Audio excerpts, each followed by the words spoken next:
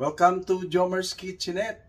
Andito ngayon tayo sa ating mamunting kusina, guys. And napaisip tayo ngayon kung anong ating lulutuin. And tinignan ko ang ating fridge at meron ako nakitang talong. So naisip ko na magluto tayo ngayon ng binagoongang talong with shrimp. Yon. Last time nagluto tayo ng binagoongang talong with pork belly, but at this time binagoongang talong with shrimp. Yan na naman yung ating menu for today. So ngayon, samahan niyo ako, guys, at subukan nating resiping ito. And then, for we know na yung ating recipe na ito ay depende yan sa taste buds natin.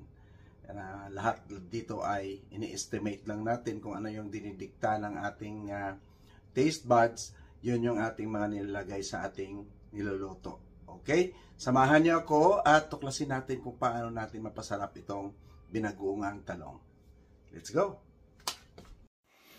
After na mapainit natin ang ating kaldero, naglagay tayo dyan ng vegetable butter margarine para mailagay na natin ang ating garlic para ma-stir fry natin ang ating shrimp.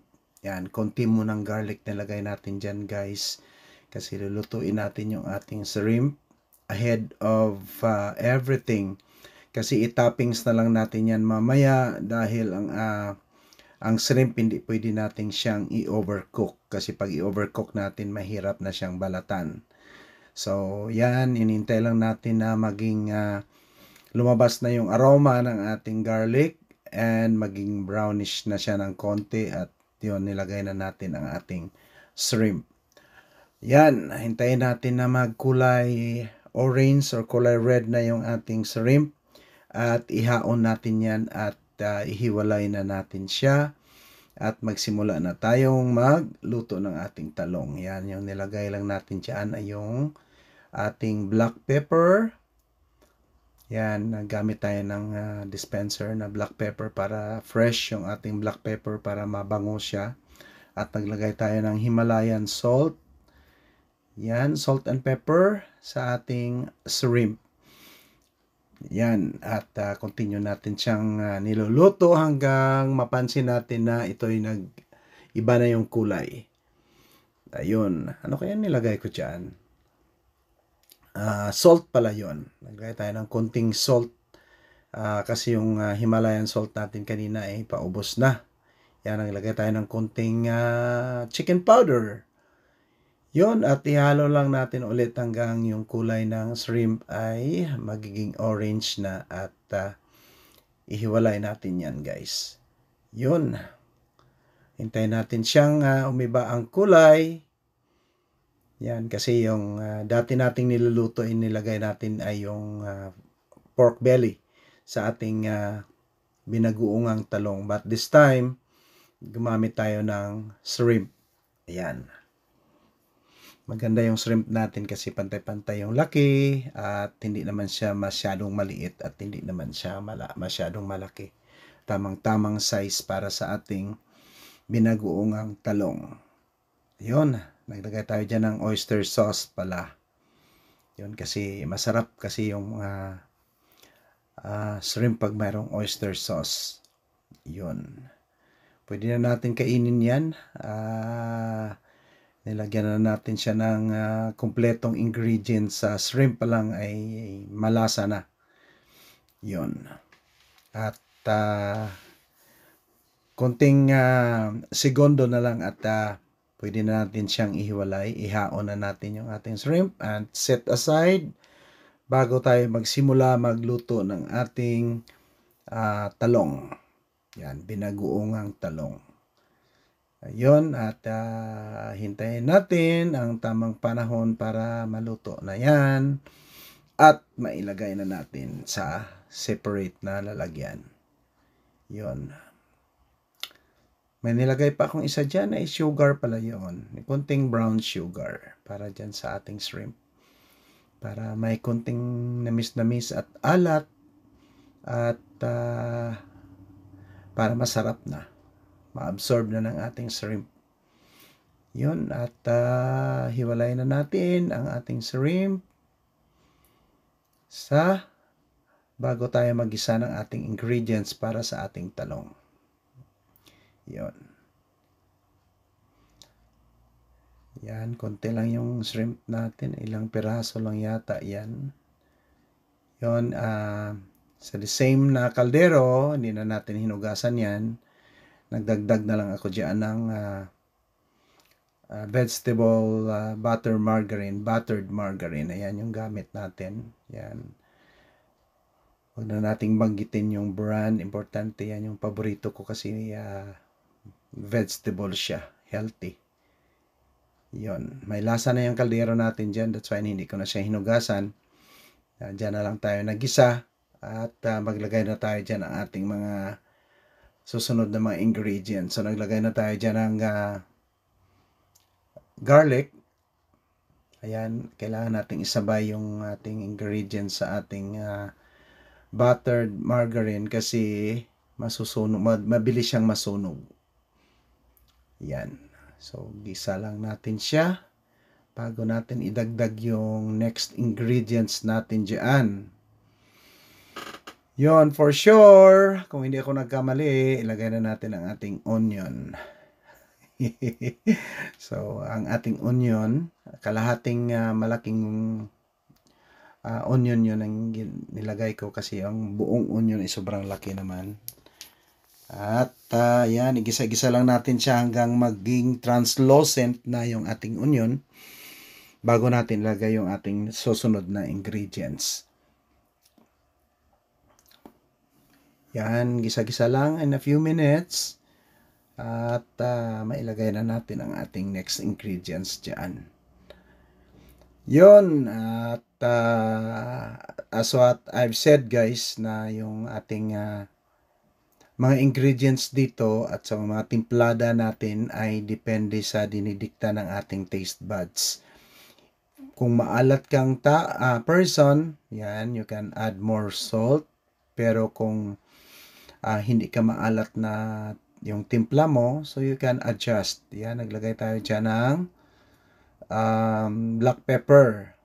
Yan, parang umaarte yata yung ating black pepper, ano ba tawag dyan? Grinder.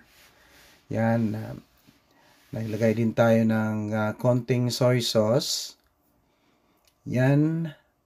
At igisa natin yung talong na yan. Alam nyo guys, yung talong dito sa amin ay yan at ang ating chicken powder. Alam nyo guys, yung talong dito sa Fort McMurray napaka-expensive. Yung per pound niya ay minsan $4.90 at napakamahal. Minsan may bumababa din siya sa mga $2.97, mga ganon. Yun yung ating bagoong ay paubos na pala.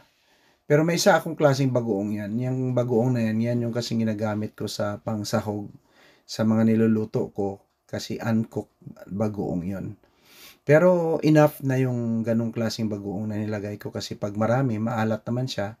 Yan, nilagyan ko siya ng salt. And then, maglagay din tayo ng oyster sauce dyan sa ating talong. Ayan, konting oyster sauce lang. In-estimate lang lahat-lahat yon.